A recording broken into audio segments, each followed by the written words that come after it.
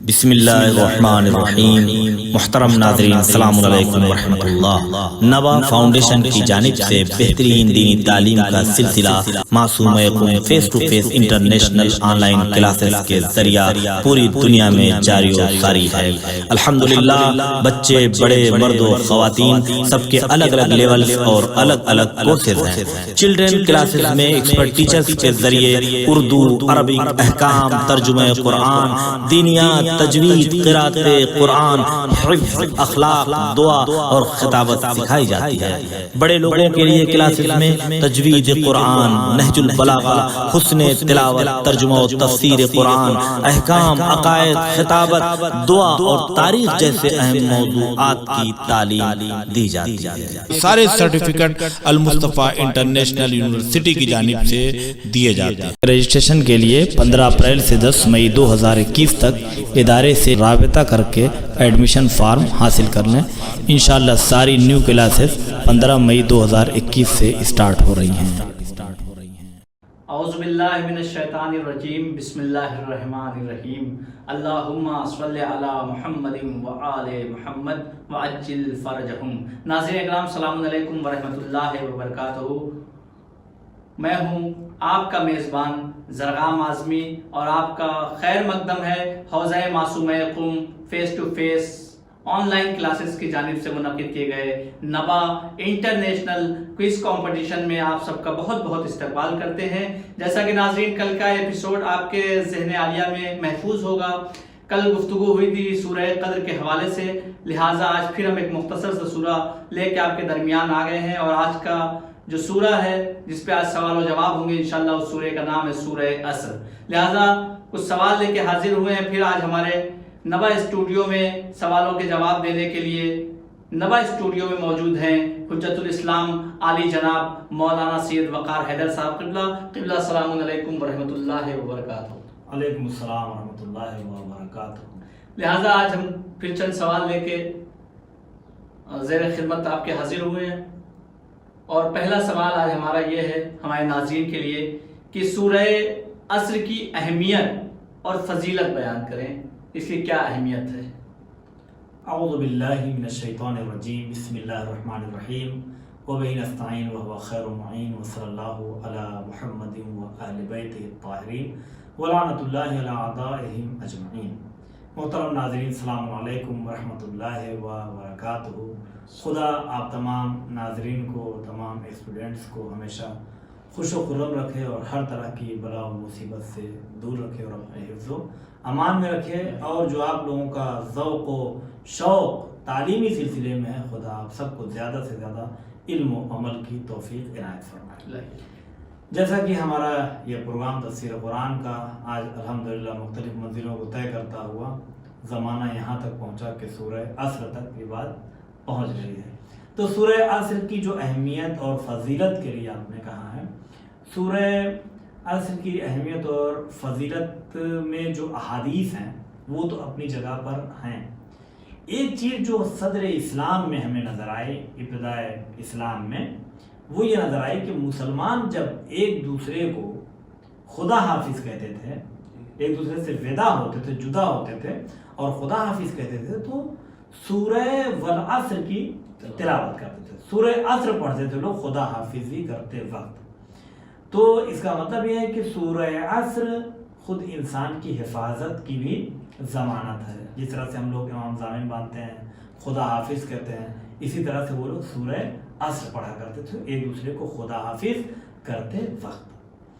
اسی طریقے سے یہ بات الدر المنصور جلد نمبر 6 صفحہ نمبر 391 میں تحریر ہے۔ اس کے بعد ایک حدیث میں بیان کروں گا کہ امام جعفر صادق علیہ السلام کی حدیث ہے، جو ثواب الاعمال صفحہ نمبر 125 میں تحریر ہے، جس میں امام یہ فرماتے ہیں کہ جو شخص بھی اپنی مستحبی نماز میں سورہ عصر کی تلاوت کرے گا، یعنی مستحب نمازوں میں اور نافلہ نمازوں میں جو سورہ عصر کی تلاوت کرے گا، اس کے لیے قیامت کے دن 3 صفات کا ذکر امام نے فرمایا ہے۔ پہلی چیز یہ ہے کہ اس کا چہرہ نورانی ہوگا، یعنی اللہ اس کے چہرے کو نورانی کرے گا قیامت کے دن، چونکہ قیامت کا دن کیا ہے؟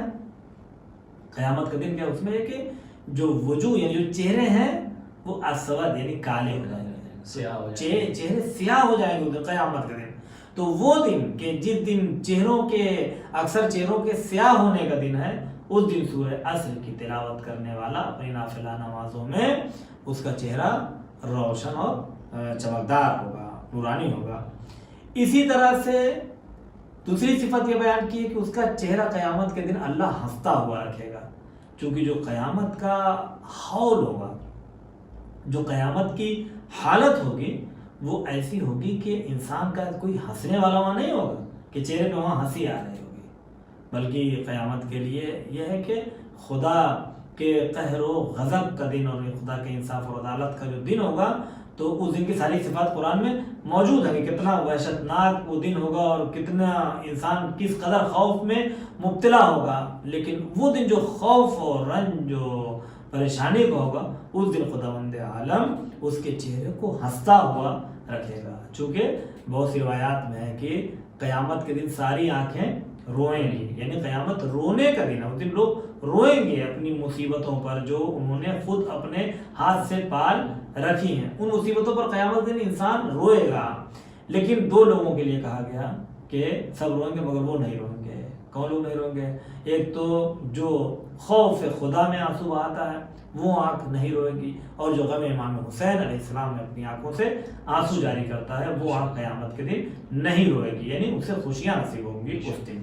تو اسی طرح سے جو سورہ عصر کی تلاوت کرے گا اپنی نماز نافلہ اور مستحب نمازوں میں، خداوند عالم اس کے چہرے کو ہنستا ہوا رکھے گا، یعنی وہ روئے گا نہیں. دو چیز ہو گئی. اور تیسری صفت امام نے یہ فرمایا ہے کہ اس کی آنکھیں روشن ہوں گی، یعنی اس کی آنکھوں میں آنسو نہیں ہوگا بلکہ وہ خوشی کے مارے اس کی آنکھیں بالکل روشن ہوں گی.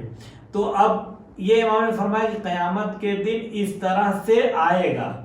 تو یہ تو ہو گیا آئے گا، تو ایسا نہیں ہے کہ قیامت میں اس طرح سے ہنستا ہوا آئے گا لیکن پھر روتا ہوا جائے گا، ایسا نہیں ہے کہ ہنستا ہوا آیا ہے اور اب جو ہے وہ پتہ چلا کہ کچھ چیزیں نکلی اور پھر اب چلو بھائی تم چلو جہنم میں. تو یہ نہیں کہ پہلے اس کو ہنسایا اور پھر جو ہے وہ رلا دیا، بلکہ حتی یہاں تک کہ اسی حال میں اللہ اسے جنت میں داخل کر دے گا جو سورہ عصر کی تلاوت ہر اپنی نماز نافلہ میں کرے گا. اسی طرح سے پیغمبر اسلام صلی اللہ علیہ وآلہ وسلم سے یہ حدیث مجموع البیان جلد نمبر 10 صفحہ نمبر 434 پر تحریر ہے کہ فرماتے ہیں کہ جو بھی اس سورہ کی تلاوت کرے گا، اب یہ وہ نماز کی بات تھی، نماز مستحب. اب یہ ایسے کوئی بھی سورہ عصر کی اگر تلاوت کرتا ہے، سورہ عصر کی تلاوت کرے گا تو اس کے کام کا انجام صبر و تحمل پر ختم ہوگا. یعنی کیا؟ یعنی اس کا کام بے صبری والا نہیں ہوگا بلکہ اپنے کام سے مطمئن ہوگا. اللہ اسے اس کام سے مطمئن کرے گا، یعنی کہ یعنی کام اچھا و خیر و برکت پر تمام ہوگا. اور قیامت کے دن وہ شخص اہل حق کے ساتھ محشور ہوگا جو سورہ عصر کی تلاوت کرتا رہے گا. یہ مختصر سا بیان تھا جو فضیلت سورہ عصر میں. لیکن شان نزول جو سورہ عصر کا ہے وہ میں نے بہت تلاش کیا، لیکن مجھے کسی کتاب میں عام طور پر میں نے یہی دیکھا کتابوں میں کہ کسی خاص یعنی کسی مفسر نے خاص کوئی شان نزول اس کا بیان نہیں کیا ہے. ہاں یہ ضرور ملا ہے، یعنی تفاسیر اہل بیت علیہ السلام میں اور بہت سے مفسرین کی کتابوں میں مجھے یہ بات ملی ہے کہ امام جعفر صادق علیہ السلام کی حدیث ہے کہ یہ سورہ شان غالب کل غالب علی ابن ابی طالب علیہ السلام میں نازل ہوا ہے. اور یہ کس طرح سے نازل ہوا ہے انشاءاللہ، یعنی کیسے اس میں مولا علیہ السلام کا تذکرہ ہے، انشاءاللہ تعالیٰ ہوتا ہے کہ اگلے تفسیر میں آئے یہ بات. تو ناظرین جیسا کہ سورہ عصر کا آپ نے مختصر فائدہ سماعت کیا قبلہ سے، لہٰذا اب ہم بڑھتے ہیں اپنے دوسرے سوال کی طرف. اور آج کا ہمارا دوسرا سوال قبلہ سے یہ ہے کہ سورہ عصر کا آسان لفظوں میں ترجمہ بیان فرمائیں. جی، سورہ عصر کا آسان ترجمہ وہی ہے جو جیسے علامہ ذیشان صاحب جوادی وغیرہ نے کیا ہے، آسان لفظوں سے ترجمہ ہے. آپ اس میں بھی ترجمہ دیکھ سکتے ہیں، چونکہ ترجمے کا جاننا بہت ضروری ہے کہ ہم کیا قرآن کریم میں پڑھ رہے ہیں، اور یہی ہمارا بھی مقصد ہے کہ جو لوگ سورہ پڑھیں اس کا معنی مفہوم مطلب کچھ سمجھیں ضرور. اور تو چلیے شروع کرتے ہیں. بسم اللہ الرحمن الرحیم. گفتگو ہو چکی کہ شروع میں کرتا ہوں اللہ کے نام سے جو بڑا رحم کرنے والا اور بہت مہربان ہے. والعصر والعصر یعنی قسم ہے عصر کی، قسم ہے عصر کی. ابھی چونکہ والعصر ہے تو ابھی ترجمے میں سب نے یہ لکھا والعصر یعنی قسم ہے عصر کی، اور اس کا جو شارٹ ترجمہ ہو سکتا ہے عصر کا بھی جو کامن ہے وہ ہے زمانے کی. قسم ہے زمانے کی. ان الانسان لفی خسر، بے شک انسان خسارے میں ہے یعنی گھاٹے میں ہے. الا الذین آمنوا وعملوا الصالحات وتواصوا بالحق وتواصوا بالصبر. الا الذین آمنوا وعملوا الصالحات، انسان گھاٹے میں ہے علاوہ ان لوگوں کے، یعنی ان لوگوں کے علاوہ، ان لوگوں کے سوا، یعنی یہ لوگ گھاٹے میں نہیں ہیں. ان کے علاوہ کون لوگ؟ جو ایمان لائے اور عمل صالح انجام دیا، اور جنہوں نے عمل صالح کو انجام دیا، نیک اعمال بجا لائے، یعنی جو ایمان لائے اور نیک اعمال بجا لائے. تو الا الذین آمنوا وعملوا الصالحات، ان کے علاوہ کہ جو ایمان لے آئے اور نیک اعمال بجا لائے، وہ گھاٹے میں نہیں ہیں. وتواصوا بالحق وتواصوا بالصبر، اور ایک دوسرے کو حق اور صبر کی وصیت اور نصیحت کرتے ہیں. ایک دوسرے کو حق اور صبر کی وصیت اور نصیحت کرتے ہیں، آپس میں ایک دوسرے کو سمجھاتے ہیں کہ حق کے ساتھ رہنا چاہیے، صبر کرنا چاہیے. جزاک اللہ. تو ناظرین بڑھتے ہیں ہم آج کے تیسرے سوال کی طرف، اور ہمارا تیسرا سوال ہے کہ سورہ عصر کی مختصر تفسیر بیان کریں آپ. جزاک اللہ. سورہ لفظ والعصر، جی لفظ والعصر کی. تو دیکھیے والعصر کا جو لفظ ہے وہ یہاں پہ واو ہے اور عصر ہے. والعصر، یہ واو کا معنی یہاں پر مراد قسم کی ہے، یعنی قسم، اللہ کہہ رہے ہیں قسم ہے عصر کی، زمانے کی. اب یہاں پہ کچھ باتیں ہیں جو میں ناظرین کے لیے اور اپنے طلاب کے لیے عرض کروں گا، اسے آپ لوگ شارٹ طریقے سے تحریر کر لیں. پہلی چیز یہ ہے کہ اللہ کہہ رہے ہیں کہ قسم ہے زمانے کی، قسم ہے. اللہ قسم کیوں کھا رہا ہے؟ ہم جو قسم کھاتے ہیں وہ کیوں کھاتے ہیں قسم؟ کہ ہماری بات پر آپ یقین کر لیجئے ہم جھوٹ نہیں بول رہے ہیں. عام طور پر بہت ساری باتیں اس میں، لیکن میں سب ہٹا کر عام طور پر یہ ہوتا ہے کہ انسان یہ بتانا چاہتا ہے قسم کھا کے کہ یہ بات سچ ہے، اس بات کو آپ مان لیجئے، ہم جھوٹ نہیں کہہ رہے ہیں. لیکن خداوند عالم کے لیے یہ چیز صحیح نہیں ہے کہ خدا خاصہ اللہ جو ہے اپنی حقانیت کو بیان کرنا چاہتا ہے کہ لوگوں دیکھو میں قسم کھا رہا ہوں، میری بات مان لو. نعوذ باللہ، استغفر اللہ، الیاذ باللہ. پھر اللہ قسم کیوں کھا رہا ہے؟ ٹھیک، اسے تحریر کریں. اللہ قسم کیوں کھا رہا ہے؟ تو کبھی کبھی قسم کھائی جاتی ہے بات کی اہمیت کو بتانے کے لیے، کہ بات اتنی اہم ہے کہ اس کی اہمیت کو بتانے کے لیے قسم کھائی جاتی ہے. تو خدا جو قسم کھا رہا ہے وہ اس بات کی اہمیت کی وجہ سے ہے، یعنی کچھ اتنا اہم مسئلہ وہاں پر ہے کہ جس کی وجہ سے قسم کھائی جا رہی ہے. جیسے کہ باتیں بھی آئیں گے، ترجمے سے معلوم ہو گیا ہے کہ اللہ قسم اس لیے کھا رہا ہے زمانے کی کہ یہ سارے کے سارے اے انسانوں گھاٹے میں نہ رہو، ورنہ یہ زمانہ گزر جائے گا، تمہاری عمر ختم ہو جائے گی، نہ تمہیں ایمان مل پایا نہ عمل صالح مل پایا، تو پھر یہ سمجھ لو کہ تم نے بہت بڑا گھاٹا اٹھایا ہے. تو ایک چیز تو یہ ہے کہ خدا نے قسم کیوں کھائی؟ بات کی اہمیت کی وجہ سے. اور دوسری چیز یہ ہے کہ عصر کی قسم کیوں کھائی خداوند عالم نے؟ زمانے کی قسم یہاں پر کیوں کھائی؟ دیکھیے اللہ نے زمانے کی قسم میں جو زمانہ صبح کا ہو، چاہے شام کا ہو، چاہے ظہر کا ہو، چاہے عصر کا ہو، کوئی بھی زمانہ ہو، بہت سے زمانوں کی قسم اللہ نے قرآن مجید میں کھائی ہے. صبح کی قسم کھائی والصبح، رات کی قسم کھائی واللیل، دن کی قسم کھائی والنہار، اور صبح کی قسم کھائی. اسی طرح سے وقت چاش کی قسم کھائی والضحیٰ کہا.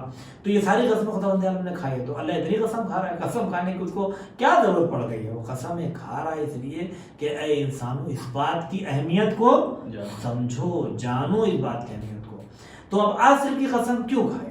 چونکہ زمانہ جو عصر ہے یہ زمانہ، اس مراد کیا، میں نے کہا عصر یعنی زمانہ. تو عصر کی قسم اس لیے کھا رہا ہے خداوند عالم چونکہ انسان کی جو عمر ہے، پوری زندگی ہے، وہ اسی زمانے کا ایک حصہ ہے. انسان کی جو زندگی ہے وہ اسی زمانے کا ایک حصہ ہے، اسی زمانے کے حصے کو انسان کو ایمان اور عمل صالح کے ساتھ گزار دینا چاہیے، یعنی وہ زمانہ اپنا برباد نہیں کرنا چاہیے، وہ بہت اہمیت رکھتا ہے جو ہماری عمر کا حصہ ہے۔ یہ ہو گئی دوسری بات کہ عصر کی قسم کیوں کہی؟ چونکہ انسان کی زندگی جس زمانے میں گزرتی ہے وہ زمانہ انسان کو ایمان اور عمل صالح کے ساتھ گزارنا چاہیے۔ تیسری چیز یہ ہے کہ عصر سے مراد کیا ہے یہاں پر، ٹھیک ہے، عصر سے مراد کیا ہے، کون سا زمانہ ہے، زمانہ کون سا زمانہ؟ تو یہاں پر کچھ باتیں ہیں وہ میں بتا دوں کہ عصر سے مراد یا تو زمانہ ہے، کوئی بھی زمانہ، چاہے وہ گزرا ہوا زمانہ ہو، چاہے وہ آج کا زمانہ ہو، چاہے وہ آئندہ کا زمانہ ہو، چاہے صبح ہو، چاہے ظہر ہو، چاہے رات ہو، مغرب عشاء، کوئی بھی وقت ہو، زمانہ مطلقاً زمانہ، یعنی ہر انسان گھاٹے میں، چاہے کل کا ہو، چاہے آج کا، چاہے وہ آئندہ کا ہو، جب تک کوئی ایمان اور عمل صالح نہ بجا جائے، تو ہر انسان۔ تو عصر سے مراد یا تو کل زمانہ ہے۔ دوسری چیز جو بیان کی وہ ہے زمانہ بعثت پیغمبر، ہاں، یعنی پیغمبر اسلام یہ دین اور ایمان کو لوگوں کے سامنے دھیرے دھیرے پیش کرنا شروع کیا۔ تو مفسرین نے جیسے علامہ طباطبائی نے تفسیر المیزان میں بھی یہ بات لکھی ہے کہ چونکہ پیغمبر اسلام نے جب ایمان اور عمل صالح کو پیش کیا، احکام اسلامی کو بھی پیش کیا، ایمان کو بھی پیش کیا، تو اللہ یہ کہہ رہا ہے کہ وہی لوگ فائدے میں رہیں گے جو ایمان اور عمل صالح، باقی لوگ کیا ہیں، سب کے سب یہ گھاٹے میں رہیں گے، مثلا جو کفار قریش وغیرہ ہیں۔ تو دوسری چیز ہو گئی زمانہ بعثت رسالت پیغمبر صلی اللہ علیہ وسلم۔ تیسری چیز جو ہے وہ وقت عصر کہا گیا ہے کہ یعنی جو عصر کا خود والعصر یعنی عصر کا وقت ہے، ظہر کے بعد جو عصر کا وقت آتا ہے، چونکہ اس ٹائم پوری دنیا میں تحول اور انقلاب آتا ہے، دن ختم ہونے کی ڈگر پر ہوتا ہے اور رات دھیرے دھیرے وہیں سے رات کی منزلیں قریب آتی جاتی ہیں، پرندے اپنے اپنے گھونسلوں میں پہنچنے لگتے ہیں، سمندر کی لہریں دھیرے دھیرے تھمنے لگتی ہیں اور ساری کائنات کے نظام میں ایک طرح کی تبدیلی اور تغیر پیدا ہونے لگتا ہے۔ لہذا اللہ اس تبدیلی اور تغیر کی اہمیت کو بیان کرنے کے لیے قسم کھا رہا ہے کہ اول عصر ہے۔ تو یہ تو خود عصر، کچھ لوگ کہتے ہیں کہ اس سے عصر عاشورہ بھی ہے، بہت سی تفاسیر میں کہتے ہیں کہ عصر عاشورہ مراد ہے۔ تو بہرحال جب عصر کی قسم کھائے خداوند عالم اور اس میں جو سب سے خاص عصر ہو اس کا تذکرہ نہ ہو تو بہرحال مناسب نہیں لگتا۔ تو عصر سے تو جو سب سے اہم عصر وہ تو بدرجہ اولا اس کے اندر آ ہی جائے گی کہ ایمان اور عمل صالح۔ کربلا میں امام حسین علیہ السلام لوگوں کو دعوت ایمان اور عمل صالح کی ہی تلقین کر رہے تھے، اور اسی تلقین کو سن کر آخر ایک تھا جو لشکر یزید سے نکل کر لشکر حسین علیہ السلام میں اپنے غلام اور بیٹے کے ساتھ آگے وہاں پر۔ تو اب یہاں پر بھی اس تفسیر کو ملا لیجئے کہ ان الانسان لفی خسر، جتنے انسان ہیں سب کے سب کیا ہیں، وہ سب کے سب گھاٹے میں ہیں۔ بلکہ اصل میں کچھ مفسرین کہتے ہیں کہ اصل میں تو وہ انسان ہی نہیں، جو گھاٹے میں جو اس خسارے میں چلا گیا اس کے انسان رہنے کا کوئی فائدہ ہی نہیں ہے، وہ انسان نہیں بلکہ جانور سے بھی بدتر ہو گیا۔ تو عصر کی ایک تو خود عصر، اور تیسری یعنی آخری چیز جو ہے وہ یہ ہے، بہت سی چیزیں میں نے سب کو چھوڑ دیا ہے، جو خاص باتیں تھی وہ بیان کی اپنے ناظرین کے لیے، کہ وقت ظہور امام زمانہ اجل اللہ فرجہ شریف ہے۔ خداوند عالم سب کو ان کے امان و انصار میں شمار فرمائے انشاءاللہ۔ جزاک اللہ قبلہ۔ جیسا کہ آپ نے بار بار دو لفظوں کو استعمال کیا ہے، ایمان اور عمل صالح، تو ہمارا چوتھا سوال یہ ہمارے ناظرین کے لیے کہ ایمان اور عمل صالح سے کیا مراد ہے، اس کی توضیح۔ جزاک اللہ۔ دیکھیں یہ دو لفظ ایسے ہیں کہ جس طرح سے انسان کی زندگی کی گاڑی کہا جاتا ہے کہ ہمیشہ دو پہیے پہ چلتی ہے، اسی طرح سے انسان کی آخرت کی گاڑی جو ہے وہ انہی دو پہیوں سے آگے بڑھ سکتی ہے کہ ایمان بھی چاہیے اور عمل صالح بھی چاہیے۔ جو یہ سوچتے ہیں کہ خالی ایمان لے آئے عمل صالح کی ضرورت نہیں ہے، ان کی بھی گاڑی پنچر ہے، اور جو یہ سوچتے ہیں کہ عمل صالح خالی کر لیں گے ایمان کی ضرورت نہیں ہے، ان کی بھی گاڑی جا نہیں سکتی آگے۔ اگر بیلنس بنا کر جنت کی طرف چلنا ہے تو قرآن نے صاف صاف کہا ہے الا الذین آمنوا وعملوا الصالحات۔ ہر مومن، ہر انسان، ہر مسلمان یہ جانتا ہے جو بھی قرآن سے واقف ہے، اہل بیت علیہ السلام کی حدیث سے واقف ہے کہ یقیناً ایمان کا مطلب یہی ہے کہ انسان، اب میں اس کی پہلے اس کا شارٹ آنسر دے دوں، ناظرین کہیں گے کہ جیسے جیسے وقت امتحان کا قریب آ رہا ہے ویسے ویسے جوابات یہ لوگ جو ہے وہ پیچیدہ کرتے چلے جا رہے ہیں اور پھیلاتے چلے جا رہے ہیں۔ تو میں نے کہا کہ اس کا ٹینشن نہ لیجیے، جو آپ کو لگے کہ بہت بڑے جوابات ہیں تو اس میں آپ کو پریشان نہیں کیا جائے گا انشاءاللہ۔ تو میں چھوٹا اس کا آنسر دے دوں کہ ایمان اور عمل صالح کا مطلب کیا ہے۔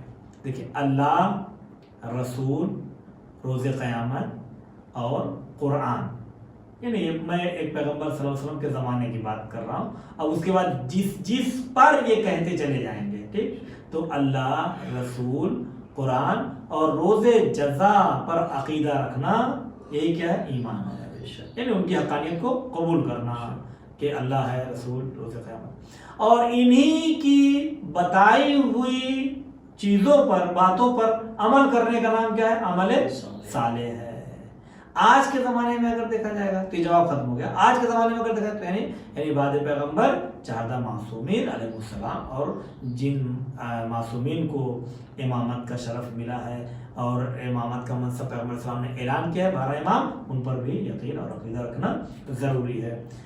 اب دیکھیں یہاں پر میں کچھ باتیں عرض کرنا چاہتا ہوں امام جعفر صادق علیہ السلام سے۔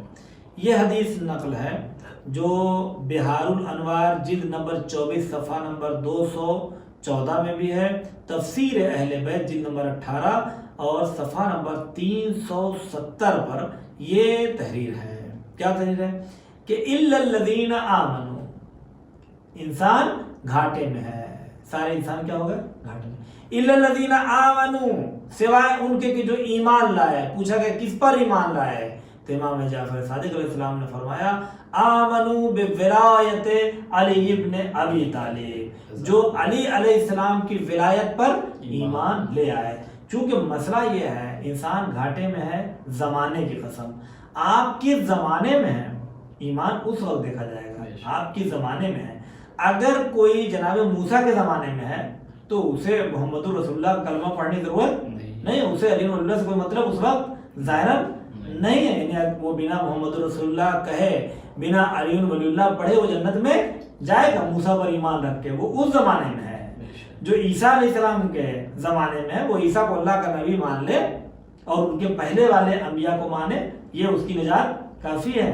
لیکن جو پیغمبر صلی اللہ علیہ وسلم زمانے میں آ گیا، اب وہ عیسیٰ موسیٰ کے ماننے سے کام، حضرت عیسیٰ حضرت موسیٰ کو ماننے سے کام نہیں چلے گا، اسے پیغمبر کی رسالت پر ایمان لانا ہوگا۔ کیوں؟ اس لیے کہ ان کی گواہی ان کے پہلے والے معصوم نبی نے دیا ہے کہ یہ پیغمبر برحق ہیں۔ اسی طرح سے جو لوگ غدیر کے پہلے مر گئے، اس دنیا سے چلے گئے، ان کے لیے علی ولی اللہ وہ کہیں نہ کہیں، وقع بھی نہیں ہوگا، جب انہیں پتہ نہیں ہوگا، مگر ایک جو بہت عارف باللہ اور جو کچھ وہ الگ مسئلہ ہے، لیکن ظاہراً نبی نے اس چیز کا اعلان نہیں کیا۔ تو بغیر اگر علی ولی اللہ کہیں دنیا سے چلے گئے تو وہ تو صحیح اپنی جگہ پہ، تب تک محمد رسول اللہ چلے گا۔ لیکن جب نبی نے کہہ دیا کہ علی تمہارے مولا ہیں تو اب علی ولی اللہ ضروری ہو گیا۔